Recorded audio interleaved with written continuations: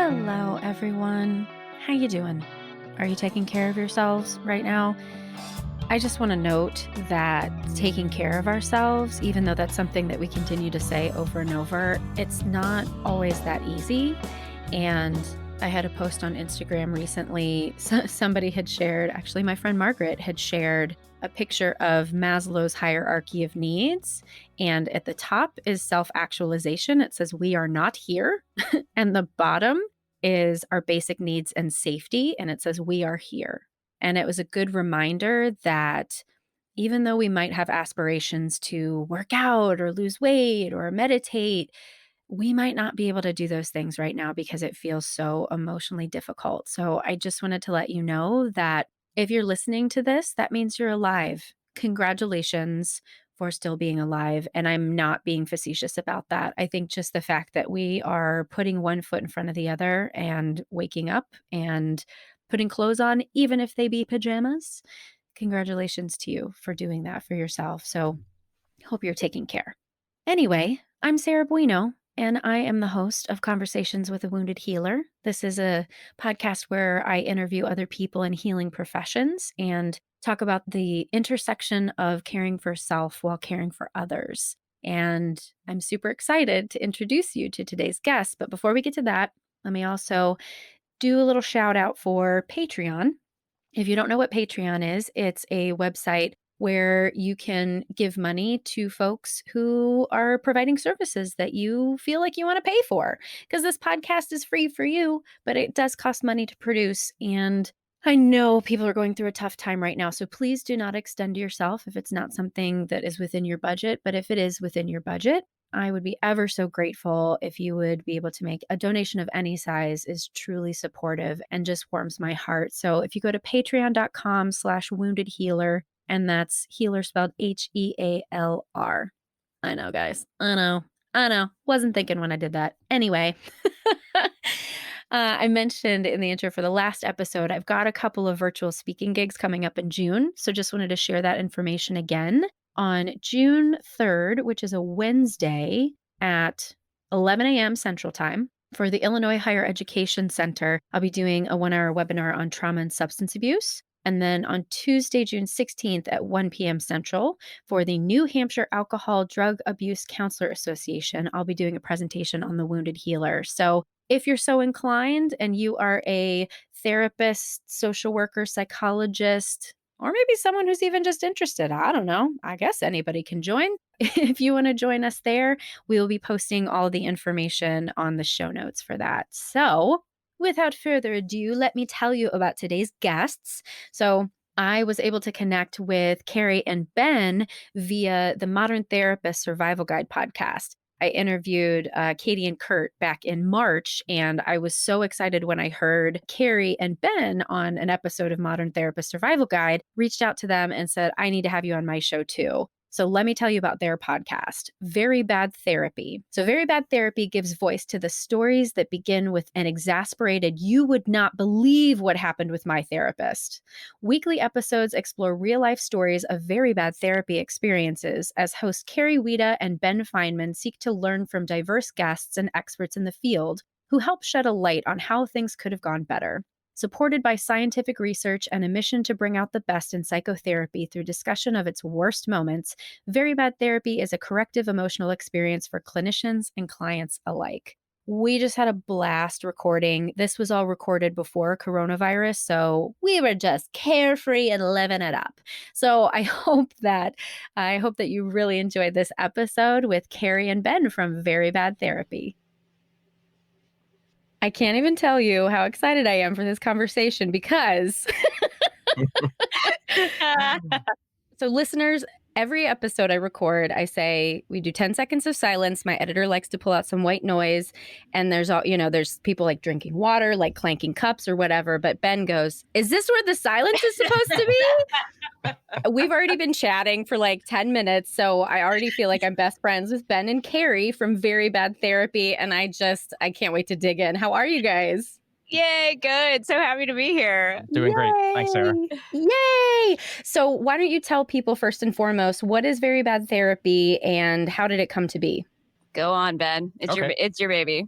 So for background, Carrie and I are both. Wait, hold on. I need to pause. You said it's your baby?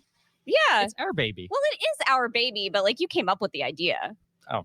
It was ultimately Fair. Yeah. Okay. So you conceived the baby. You conceived the baby, and then like I helped you carry it. I'm getting tremendously uncomfortable already. You don't like this analogy? No, this happens regularly. I always like to see how uncomfortable I can get then. Amazing.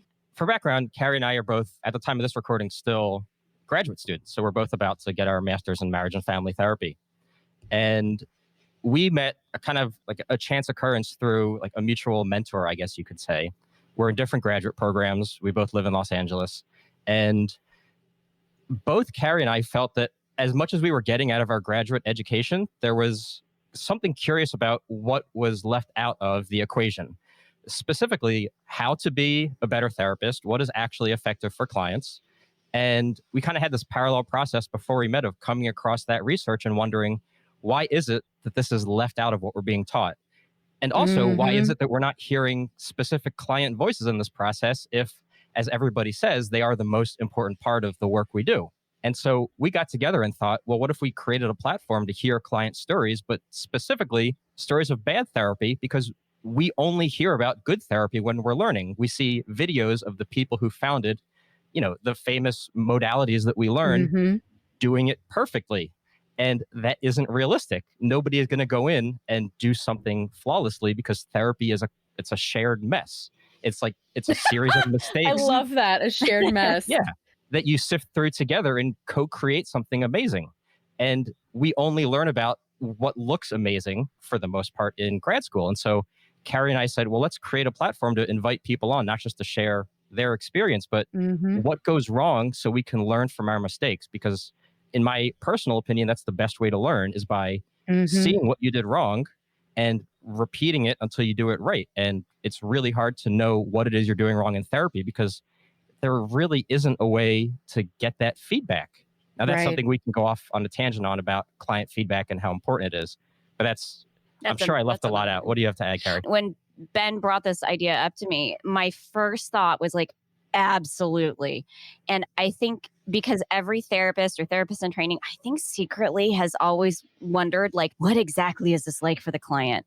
And it's one of those things. We've talked to a few people after we launched the show that were like, this is so obvious. Why did no one think of this before? But that's what happens. And I think in our field, there is this established, this is how we have done it. And there is this emphasis on the client experience, but it's almost like it has been taboo or just like, oh, no, that's too close to go interrogate a client about their experience in therapy. But I think secretly all therapists, especially at the beginning of their careers, are like dying to know what is happening on the other side of the room. So we have been just so lucky that so many people have been willing to share their stories, want to share their stories. It's a bummer. It's a huge bummer that there are so many bad therapy stories. I know. But it's been great for us, I think, on a selfish level as clinicians to hear all the different ways in which things can go wrong or can be perceived as bad experiences by clients. So that's what I think we've found to be the most valuable about doing the show. Yeah, it's bad therapists.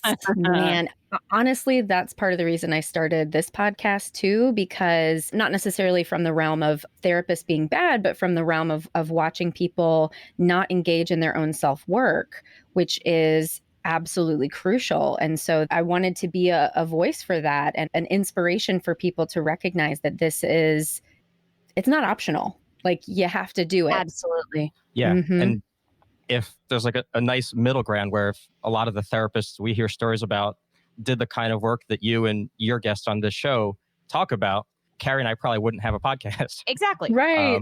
But I also want to speak to the notion of bad therapists because you had reflected on that. And I think to some extent, we're all bad therapists at times because so much of it is in the variability between the client, the therapist, and the fit. Now, some therapists are way worse than others. We've heard stories of therapists asking their clients out on a date, or therapists physically tackling their client. Like I didn't listen to those episodes yet. Jesus Christ. Yeah, stuff that goes beyond the pale. And like those, I think you can just like confidently place in the bucket of bad therapy. But we've also heard stories where at least I've reflected have been like, oh shit, I've done those things. Right. And so much of it is Mm-hmm. how it's received by the client and the space you create so the client can say, I don't feel safe, or this isn't okay. And if Right. you as a therapist don't take that step, you're going to do bad therapy. Right. How does Yeah. Scott Miller described it as doing therapy as a series of mistakes, or Yeah, like I therapy is forget. just one long series of mistakes. Yeah, which I like that. I love it too. It's such a great perspective because if you go into the room knowing that like all you can do is most likely like make mistakes, and that's kind of the point, right? You are your own person, like walking into that room, and you're meeting another person who is a distinct individual who's had a series of experiences that you can begin to understand. Starting from that place of, I'm going to try it, I'm going to show up, and I'm not perfect and I'm not an expert, and together we're going to figure out what this is. I think that takes the pressure off, especially the theme that like I feel I keep harping on about that I've heard from our stories is therapist defensiveness, which I think, right? Yes. Like that seems Preach. to be at the root of like almost every bad experience.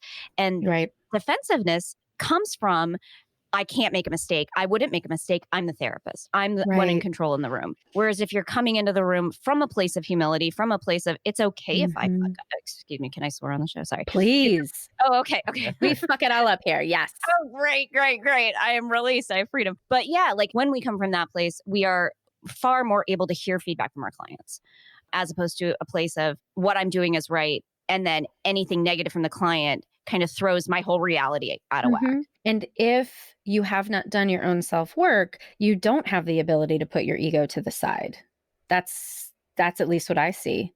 Absolutely. I think you're Yeah. totally right. I think what happens then, like if you haven't done your own work, I think sometimes, at least from the stories that we've heard, it seems like some therapists have like their identity becomes dependent on what's happening in the room going the way they want it to, the way they want it to. Can I tell you a story? Yes, please. So this is exactly what's happening. My husband just graduated with his master's in social work. So he's now in the field. Congrats to your husband. Congratulations. Right? Yay, Rich. Go, Rich. He doesn't fucking listen to this podcast, so he'll never hear that shout out. What an asshole. I love him so Come on, much. Rich. Step it up. So he came home one day and he basically does like clinical case management for really complex older adults and their families. And there was a situation where the client was essentially like, you're not doing what I've asked you to do. And Rich is getting yelled at. And Rich comes home and he's just like beating himself up. And he's flipping between beating himself up because he clearly didn't do the right thing because the client isn't happy. Or on the other hand, he was blaming the client for just being an asshole. Right. Right. And so it's funny because when he comes home and he starts to talk about work, I'm like, do you want me to be a wife or a supervisor? And such a good question. and he said, supervisor, like, go ahead and do that. And I was like, so when our worth is tied to the outcomes of the client, that's when we get caught in this binary of either I'm bad or the client's bad. And so what is the work that you need to do in order to be able to show up in this place and not take this personally, or at least be able to soften that loud voice in your head when this person is yelling at you? Yes, absolutely. I'm curious what prompted you to focus in on this specific issue and realizing like how critical self of the therapist work is. The initial reason I was featured on another podcast before I even thought about starting my own podcast, and the interview got so much positive feedback where people were telling me, I've never heard vulnerability and professionalism held in the same space at the same time quite like that. I love that. And I was like, are you kidding me? This is how my friends and I move through the world. So I just need to record these conversations so that everybody can hear this, because I knew I wasn't unique or special. I knew that we could continue these conversations into infinity and that everybody could recognize that. And one of the biggest compliments, I literally got an Instagram message today from a person who is entering the field and just got into grad school. And they said, I thought I was too anxious to be a therapist because I just didn't have my shit figured out yet. And I hear that all the time. And that is what this podcast is for, is telling those folks out there who've been in pain and who've had trauma and been hurt and don't have it all figured out, that you are the ones who need to be therapists because you are willing to do the work. I love this marriage of the themes of both of our podcasts, that Right. it's not just okay, it is a feature of human existence Right. to be wounded, to be flawed, to make mistakes. And it's the same exact thing as a therapist. And Right. having those qualities makes you a human being. It makes you a therapist. The work is around what happens afterward. Are you open to not being Right. defensive about yourself as a Yes. person or yourself as a therapist, and to bring that all together so you can be with a client and just create safety that it's okay. This is all of us. Now let's create something amazing. Exactly. Well, that's a really good segue to talk about you guys. So, what is it that made you decide to be therapists? You first. Me first. Wow. Okay. Actually, What? can I say something that isn't necessarily answering the question first? Yes, of course. Yes. I have been not dreading this question, but I think curious about Interesting. how it's going to feel to answer, in part because in our podcast, we interview clients, we Mhm. interview like experts in the field, we look at Mhm. research, we very rarely bring in the themes Yeah. that you bring out so well in your guests and in yourself on the show. And I don't think that's an accident, at least for me. Like my way of being in the world is very other oriented. Mhm. And so the idea of talking about myself, talking about my story, talking about, my wounds, all of it feels so, in a sense, I think I'll own the fact that it feels uncomfortable, especially on this Yeah. kind of platform. So, That's why I'm going Carrie, first. you go first, Well, can I speak to that? Because I think please. Mhm. you know the beauty is that you showed up and you're willing to do it anyway, right? And I think that fear is what stops so many people from taking courageous actions in their life. So I'm grateful that you're showing up even though you're uncomfortable. Thank you. Ben does that so much, and he is. That's I know awesome. he's going to get so embarrassed right now because I'm just going to praise him. But he is actually one of the most other-oriented people you will ever meet, and he does get so uncomfortable when people praise him. Uh-oh. So I he's know, I getting a love it. double dose right now. Right I see. now, If he's you guys could see his face, he's getting red. He's laughing. This is also in part how I like to make Ben uncomfortable. I love it. But I think that that's also part of what makes Ben so special as a friend, as a colleague, but I'm sure also as clinician, is he shows up in this really incredible way to receive feedback, always from this place of humility. Sometimes he wrestles with things, but when he does wrestle with them, it's from he's trying to square logic, or he's trying to philosophically wrestle with things. Mm-hmm. I don't think I've ever experienced you descending into emotional defensiveness. It's absolutely one of the most unique relationships I've ever been in. But to Ben's credit, I'm not sure our show could necessarily exist without Ben, without that particular sensitivity or sensibility that he brings to it. Damn. Aw, Thank you, right? You're I welcome, really appreciate that. Ben. My So editor anyway. always laughs at the love fests that happen on this show, and I just want to reflect that just the relationship that you guys have is evident on your own show, and the care that you give to each other is just amplified right here. So bravo to both of you. Well, thank you for giving us a space to do that. I feel like we can't really do. Well, if we do get into too much personal stuff on the show, Ben tries to edit it out. So I'm just kidding. I'm kidding, Ben. Only a little. But yeah, I think we have a really great dynamic on the show, Mhm. and in real life. Except I'm always late, and Ben always has to remind me to do things. But he's very forgiving. Amazing. So, Carrie, you were saying about your That'd own be me. personal story? Yeah. How'd you become therapists? Yeah. You see how I turned that around? You see Right. how I reflected that right back at you? Okay, yeah, I'll start. So I started out my life in, Sarah, this is probably going to come as no surprise to you, in the entertainment industry. I was an actor for a very long time. And so that has been my career, or had been my career for many years. And at a certain point, sometime in my early 30s, I just really realized in many ways it was not how I wanted to spend the rest of my life. It wasn't there were certain fun things about it, but values wise, what I wanted to do with my time here on the planet, it was not exactly matching up. So I had a real crisis of career, of what I wanted to, who I wanted to be in the world. And so really it was a very pragmatic, sit down and what kind of job do I want? And Mhm. I'm completely unashamed to say high on my list was auditioning. I had to drive all over the city every day of the year, constantly be available to go anywhere. I have no idea like what the next day is going to look like. So I wanted to go to the same office every day. I wanted to have a parking spot. I wanted to sit on a couch.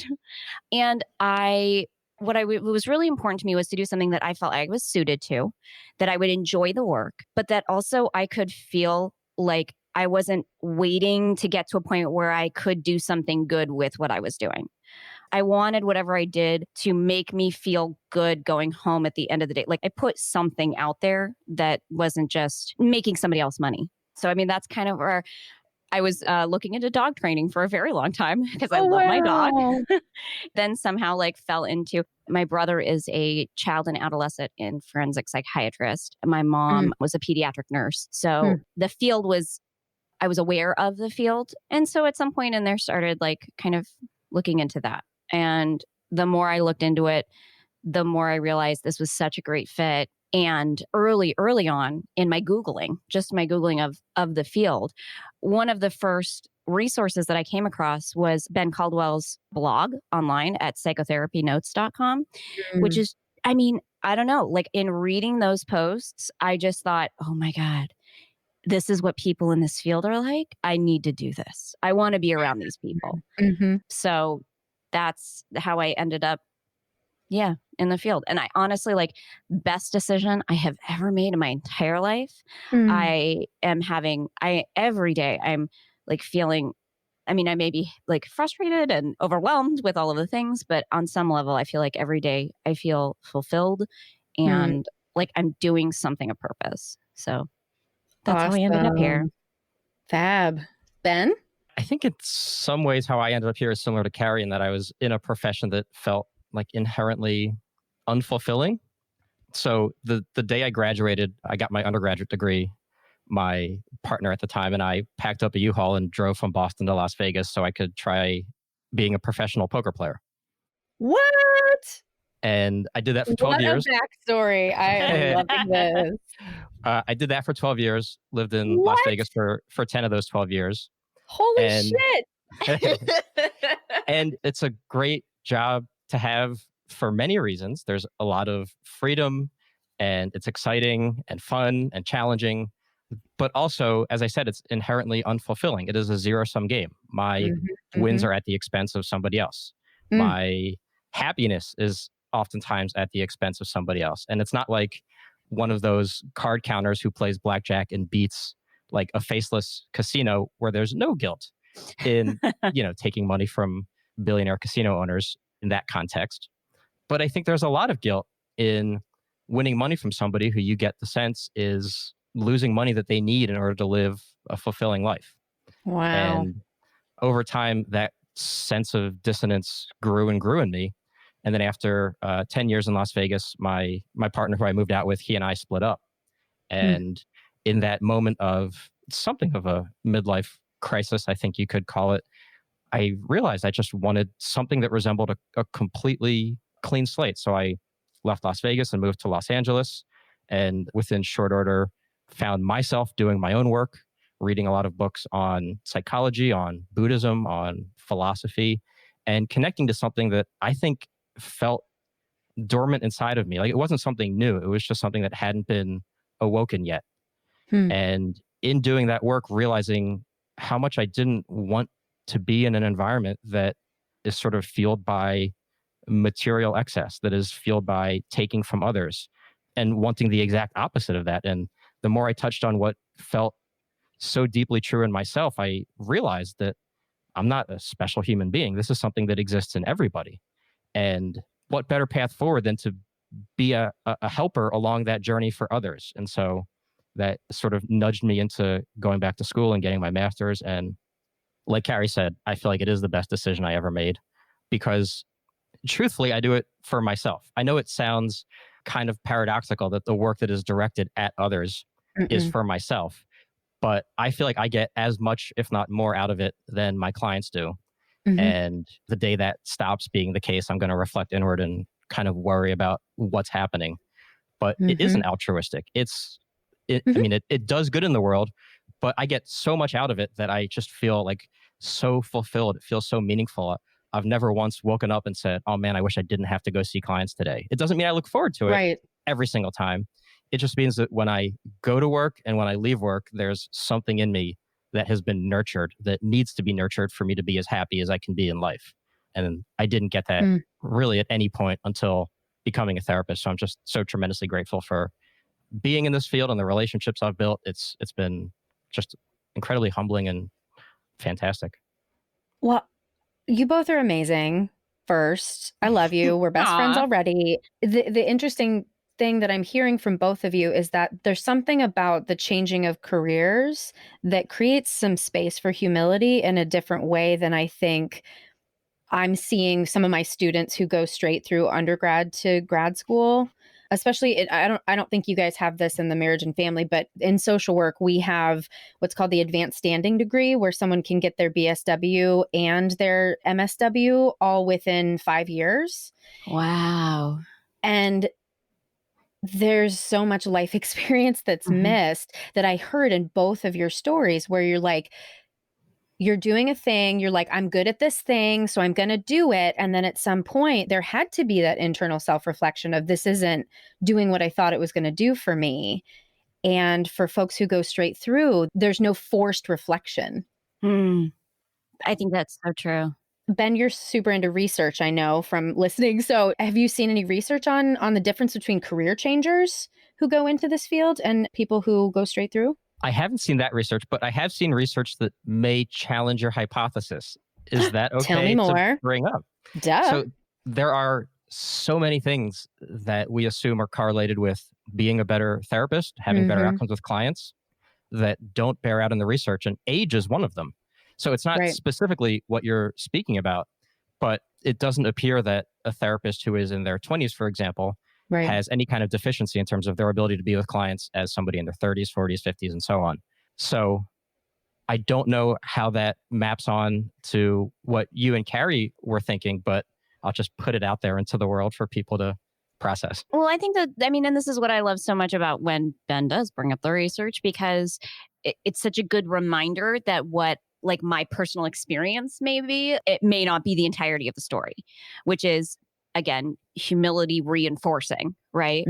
I feel like what you're talking about, Sarah, I feel has been anecdotally my experience, not in terms of like better outcomes for clients, but in terms of the MFTs that I have known, like my colleagues who are younger, who went straight from undergrad into the graduate program, or maybe just took like a year or two off.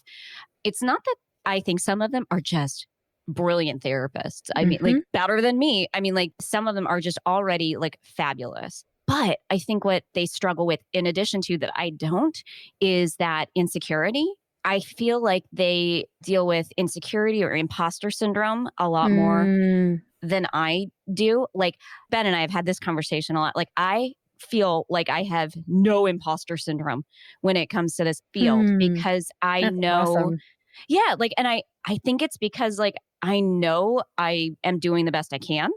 And I know that the research shows that that's at least good enough, you know? And so I feel like coupled with a sense of like humility going into the room and also not having my identity built on the other person's reaction. If the client outcomes aren't improving, that doesn't make me feel like I'm a bad therapist. It makes me think, what am I missing? I need to go get consultation, you know? But it's not like, oh my God, maybe I picked the wrong field, you know? And I feel like, unfortunately, I didn't see a lot of support for our younger students in my program. And my program was pretty much mostly younger students. And there was a lot of assumption, I think, from the faculty that, well, this is a graduate program. You should be a mature adult at this point, and you should know what we mean when we say self of the therapist work. But these kids are 22, 23. Like, I didn't know what that shit meant. No I didn't know what it meant like 5 years ago. Come on.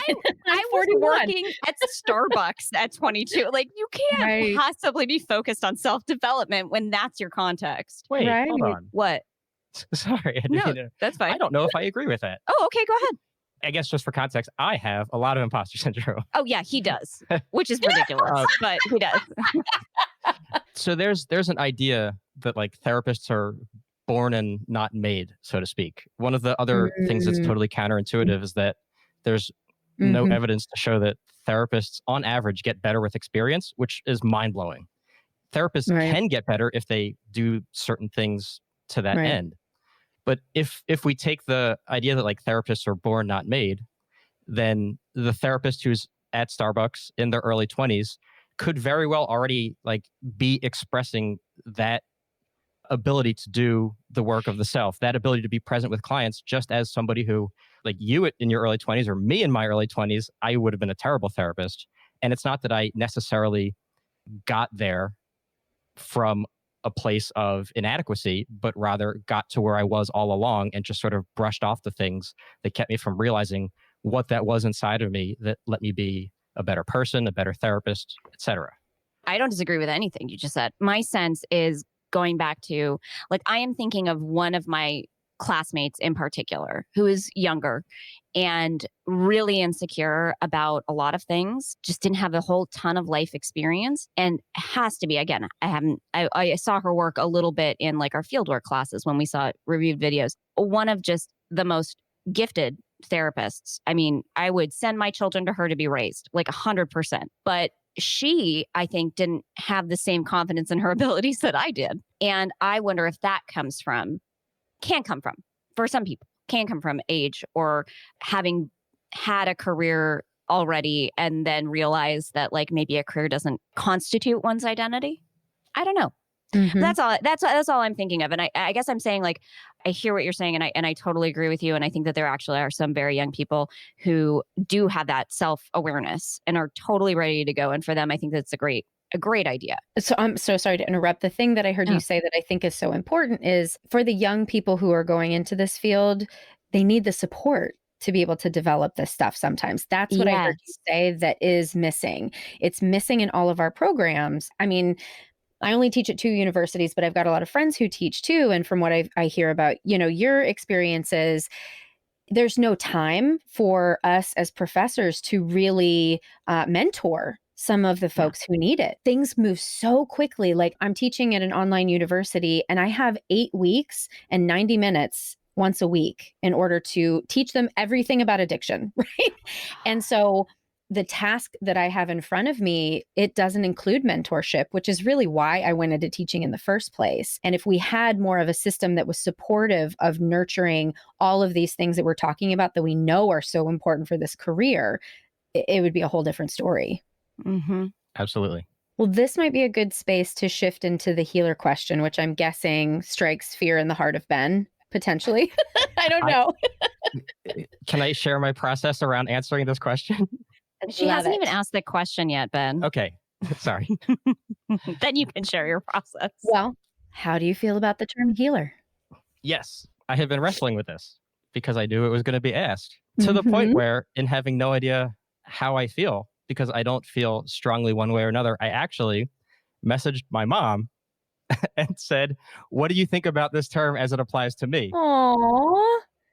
What did Mama Fineman say? Is that her last name? It isn't, but that's okay. Oh, damn it. She always tells stories of getting phone calls when I was 7 years old from the principal's office asking for Mrs. Fineman, and she knew that it was the principal's office because nobody else called her by that name. Right. Wait. The principal's office was calling. I have a lot of questions about your childhood now, but okay, continue. I actually got in trouble for running a March Madness bracket when I was in 6th grade and collecting money for it. Of course. Totally separate story. Poker player. Amazing. This is what I find out about Ben. Like, he drops these things. Do you know he's also like a death metal drummer? I'm not exaggerating. Let's start a band. Yes. Oh my God. So my mom responded essentially saying, "Of course you are," and explained why, from her perspective, the field of psychotherapy and being a therapist is inherently healing. But it wasn't really specific about me. So I don't have any real like good juicy info. Can I be totally honest? I was actually hoping that she would say something like really brilliant that praised me, so I could come on the show and say, "Well, I feel fairly indifferent about the term, but look at how mommy says." Yeah, because she's always saying how great I am. But I didn't get that. I got a fairly boilerplate response about as it pertains to the field itself. But I guess more specifically, I do think the term healer applies to me, but I feel strongly, at least on a personal level, to not dictate that it does in all of my relationships, to not bring that in Mm-hmm. to work with clients with the expectation that I am a healer, Mm-hmm. so that if something doesn't go well, if there isn't progress, that, well, if I'm a healer, it must be located outside of me. Mm-hmm. It's almost a way to create space for the times when I'm not a healer, for the relationships, professionally, personally, in which I make mistakes, in which I hurt people. So Mm-hmm. I do think I'm a healer. I also think I hurt people. And I think it's not necessarily for me to decide what label to affix to myself, which is not necessarily, I think, the answer that most people give on the show, but it is what feels right for me. It is the first time somebody has reflected that I am a healer and I'm a herder, essentially. And I really love that reflection because that's true. Yeah. Yeah. Wow. Thank you, Carrie. You're welcome. Yeah, I mean, I guess my initial reaction to like, am I a healer, is very much from a kind of a postmodern reaction, which is like, that sounds like I'm applying healing to others, right? And that's very much like antithetical to how I approach the work. However, I've also been I'm interested or concerned or obsessed with, I'm not sure what the right term is, how our field is seen by clients, by lay people, by people who aren't in the field, because I think that's really critically important. Mm-hmm. Like, it's less important how we see ourselves and more important how we are seen. I'm very aware that most of our clients come into the room because they've struggled with something for a very long time. They haven't been able to fix it or be healed. And so they come seeking that, and whatever that means to them, whether it means like some sort of emotional catharsis, whether it means like CBT tools, like whatever it means to them, they are in a sense seeking that. And so I do think if I'm presenting myself as a therapist, then I have a responsibility to show up how that person needs me to show up for them. And so if that means being a quote unquote healer, then awesome. It's still not going to change the fact that I don't think I can apply something to someone. I can work with or facilitate, but I have a lot of respect for how our culture, how Western culture views medicine, the medical structure, and psychotherapy, which for better or worse has been kind of swept into the greater medicalized framework of care. Mm-hmm. Mm-hmm. And like, we may hate it as therapists, but our clients, that's the story they're getting from our culture, is that psychotherapy is medicine for the mind. Take it. You'll be great. And as Ben has, shared so much research on our show that suggests Heart and Soul of Change is a book I obviously cannot recommend enough. And it consolidates a lot of the research over the past several decades about psychotherapy, what works in psychotherapy, what is actually effective. And one of the things that is demonstrated to be time and again the most effective in psychotherapy is buy-in from both the client and the therapist. And that is what leads to positive client outcomes. And so I guess that just speaks to, like, for me, if healing is what my client needs from me, I need to buy into being a healer. Sarah, can I ask you a question? Sure. Is it possible, in your clinical judgment, that the podcast that Carrie and I co-host and our comments on your podcast is one large defense mechanism to stay focused on other people and research to avoid doing our own work? It could be. Yes. Yes, it could be. I'm becoming acutely aware of this tendency of ours, and I'm really hoping to get some feedback. Well, I mean, truthfully, and I don't mean this to sound patronizing in any way, but in this point in your career, this is where you should be.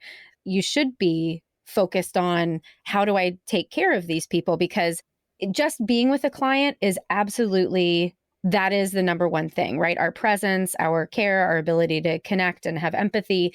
And we have to have skills, because if it were literally only relying on being with someone, then we wouldn't need therapy at all. So what I'm hearing you guys go through is such a natural process of combining the desire to care for others, the desire to do the own work, and the desire to develop the tools in order to actually truly help people transform and heal. That's what I'm hearing. Mm-hmm. Absolutely. Something that rubs me the wrong way in the field is there is sometimes, I think in some corners, an overemphasis on the therapist experience, like Mhm. what's coming up for the therapist in the room, or which then becomes to sometimes, I think, the detriment of the field, an emphasis on what is coming up for the therapist all the time in all spaces. Mhm. And sometimes, like, and I don't know, Sarah, if this has been your experience, but like for me, I have been in rooms with therapists, consultation groups, supervision groups, where it feels a lot more like acting classes I've been through, where, Mm, mhm. there is this kind of a elevation or this like glorification of the emotional experience and expression of the therapist. And Mm. I strongly believe there is a difference between therapists like kind of wallowing in their own experience Mhm, and mhm. therapists reflecting on what is Yes. coming up for them, what's happening for them, and being aware, I think, in a very mindful way of how that might impact their care of a client. I think there's Mhm. a time and a place for therapists to go through their own emotional experiences, whatever that may look like. It's our own personal therapy. Right. And supervision. Yeah. See, okay. Also, but to supervision, I feel like there is a line that is crossed in my experience too many times where supervision, which is time limited. I don't know how you guys do, but we mostly have group supervision. So it's multiple Mm. clinicians with lots of clients for 2 hours, sharing 2 hours a week. And That would be restrictive. it's very restrictive. And you're encouraged to not take up too much of the supervisor's time outside of your supervisory Mhm. session. Like, don't email, don't call too much, because generally they're at this stage in our career, they're volunteering their time to supervise. So those 2 hours, in my opinion, if they can't be reserved for our clients, we're doing our clients a disservice. And I think sometimes it does get hijacked by Mhm. clinicians who are encouraged from who knows like what corner, but to use that as a space to go through their own personal experience. Well, I think let me tease out something there because there's like you said, there's a difference between wallowing and reflecting, and I think Yeah. there's a difference between using supervision to work through the feelings that come up as they relate to your ability to care for clients, and then there's you just Mhm. taking up space with your own emotions. And that's 100%. and that is for the supervisor to be able to tease out, not for you to tease out yourself. And I do a little bit of group supervision, but most of it is one-on-one. And in that, I'm usually trying to elicit more of the emotion from my staff and from other people that I supervise because it's like the spectrum, right? Like some people are too emotional and I'm trying to pull them towards the center, and some people are less emotional. I'm trying to pull them towards the center. Yeah. Yeah. And I think if you're teasing out, like for clinicians who like what kind of emotion is coming up for them around something they're wrestling with a client relationship, with a client who's maybe not progressing or something like that, I think is so critical. That's the self of the therapist work that we're talking about, right? But maybe I'm just like laying this at the feet of supervisors when, or Yeah. not. Maybe I'm not doing it enough. Maybe that's part of it. But I do think it's a special skill, right? For a supervisor to be able to hold space for a clinician who's kind of having things coming up for them and help tease out those pieces that are the connective tissue between the client or the clinician's experience and the client's treatment. Yeah. Yeah. I was just wondering if that was the longest answer you've gotten Wow. to what you think about the Wow. term healer. Now you're just being a dick, and I love it so much. This is like the critical piece of Ben Fineman is like, I will talk forever. And Ben always cuts me off. And he's been getting more and more afraid to cut me off. And so it's like, I start rambling more and more. And I'm like, this is great. Well, what you're saying is really important, and there's so much involved in being a therapist. There's so much that we're looking at. There's so much that we're holding. And so I think it is important to really talk about this and break it down and, see from your perspective as the person who's being supervised, and my perspective as the person who's supervising, and my perspective as a professor, and all of these different angles. Everything is worth talking about. There's so much, I think, of the supervisor's perspective I would love to know. I mean, I feel for me that Mhm. that's just kind of behind a curtain. Like, I'm Mhm. not sure like what it must be. It must be a lot, because I know that like, at least for one of the tracks here, to become a supervisor, you have to get supervision of supervision, which Oh, I always think is interesting. a funny phrase. But I think it speaks to like that it's a very difficult position. Well, because truly, I've never been trained to be a supervisor. I just had really good supervisors and I emulate them. That's what I Mm, do in my mm, work. And what I'm thinking about when I'm supervising is there's one holding space for me and the therapist, and then there's the holding space for me and the therapist and the client. And then there's the space of me, the therapist, the client, and the client's experience. And so it's so meta, you guys. it is. But let me shift gears again because I want to make sure we get to the wounded healer question before we wrap up, because I'm very curious your answers on that one. So, are you a wounded healer, Ben? That's a question. Are you? Yeah, I think to some extent, I almost have an easier time answering this one because it feels more internal than dependent on somebody else's experience of me. I think we're all wounded. I think I am Mhm. certainly wounded. I think compared to most, had a very privileged life. And so when I think of myself as wounded, it's really hard to tease that out from what that means in the context of other people's experience. But I think we all experience trauma, especially in the 2020 cultural landscape on a daily basis, whether Yep, it's big fuck T or yeah. little t. Mhm. And it feels like one of the most important tasks of a human being is to accept, or for me, I'll make this about myself. I think it's one of Please. the things that I need to do on a daily basis, or I need to do more of, broadly speaking, is connect with the parts of me that are wounded, Mhm. because they impact the parts of me that aren't. And they impact the way I am with my clients Mhm. and with my loved ones and with everybody in the world and with Mhm. myself. I'm absolutely wounded. And we can get into, all of the fun details, but I think to some extent that's less of how I process it and more of trying to be with it in the present and staying mindful of how it impacts me and the people around me. That's awesome. Carrie? Ditto. Everything Ben said. Same. Just copy it. Sam. Or Andrea, just copy it and make the voice higher so it sounds like it's Carrie saying it. Exactly. That'd be great. Please do that. I think that for me, there's such a negative connotation around the word wounded. And to like kind of deconstruct that a little, like in the context of what Ben said, I think that everybody is in a sense wounded. Like, even saying it, like, I hesitate because it implies, I think, something that is a deficiency or taken away, and I think that's actually what makes us all good at the work.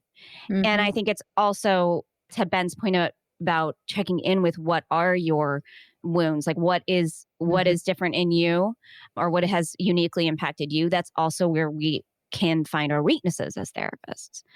Mhm. And so it's like, this perfect double-edged sword. And so, yeah, I mean, I think we are all wounded. We are all uniquely wounded. And I love it because I think that this is a space that celebrates and makes use of that. Sarah, can I ask you a question? Of course. I may have missed an episode or two where this has come up, but I've never heard a guest ask you, how do you define wounded healer or just healer? When you ask that question to guests, kind of what is the lens through which you're using those words? Mhm. I don't want to define it for guests because I want to get a variety of answers. Because if I defined it very specifically, I would get the same answer every time, and I don't want that. Hmm. So I think it's just like working with a client. If a client says, I'm broken or whatever, like, what does that mean? Explain that to me. I want to Mhm. understand from their perspective. But for me, the way I define it for myself, I do think a healer is a person who has dedicated themselves to helping people create change in their lives. And it can come in so many different forms because I don't just interview therapists on here. I've interviewed tarot readers and astrologers and doctors and nurses and educators, right? Because I think that everyone has the capacity to be a healer. Some of us have just chosen to do it for our professions. And then in terms of wounded, I think I'm just really much aligned with what you said, Ben, that every single one of us is wounded. And it's a matter of, do we recognize that? And can we own that? And can we use it as information? Or is it using us as in ways to act out on people? Yeah. That's beautifully put. It's so funny how you defined healer is almost verbatim how my mom defined healer. Aww. Oh my God, your mom and I would be best friends. And just on the topic of, all the variety of guests you have on the show, I know we've talked a lot about psychotherapy, but one of the coolest things that Carrie and I have learned on our journey is the importance of the relationship between the healer and the person being healed. Mm-hmm. It transcends like any specific label around what that healer is. So I think one of the things that has blown my mind the most in learning about our field as it extends to psychiatry is that like the effect of the therapeutic alliance, it shows up more in the research in terms of what makes antidepressants effective than the medication itself. And if you take, I think the statistic is the top third of psychiatrists and give their patients a placebo, those patients will have better outcomes than patients who receive the drug from the bottom third of psychiatrists. Your relationship with the person that is healing you is the most important thing, regardless of label, regardless of how we define any of it. And I guess that just brings in the importance of the work of the healer, the work of the therapist for the three of us in being able to sit with. Sorry, I feel like I'm just doing your job now, like tying things together and putting a bow on it. And that's what happens when you interview pros. Yeah. Oh gosh. Yeah, you don't like you that, just do made ya? Ben so uncomfortable. I know. I really, really love you guys. You're Love just you. wonderful, reflective. Like, yeah, I love when people who are clearly really, really suited for the field are doing it. And the fact that you're highlighting the client experience, I think is really needed and really important. I think your podcast, I think you will be surprised moving forward how healing your podcast is for other people and how healing it is for you. I think you've already reflected that you're learning. You just started. You guys are like babies in the podcast world, but sorry, that sounds shitty. I don't want to be No, not at all. Like 100%. We have so much to learn. Learn is the wrong word when I think about how I've been changed by the podcast. There's something that gets touched really deeply in me that transforms me. It's less about learning, it's more about transformation. And I think that your podcast specifically is going to be so healing for other people that the way that they express that to you will be transformative. Thanks, Sarah. Yeah, thank you so much. I feel like the same could be said for the work you're doing. I can't thank you enough for like your emphasis kind of illuminating these issues, and especially what you said earlier about kind of recognizing the lack of these kind of conversations for beginners in the field, and the work that you try to do to introduce that or provide that, I think is just so incredibly needed and wonderful. Thank you. Well, yay for all of us. Yay! Well, where can people find you?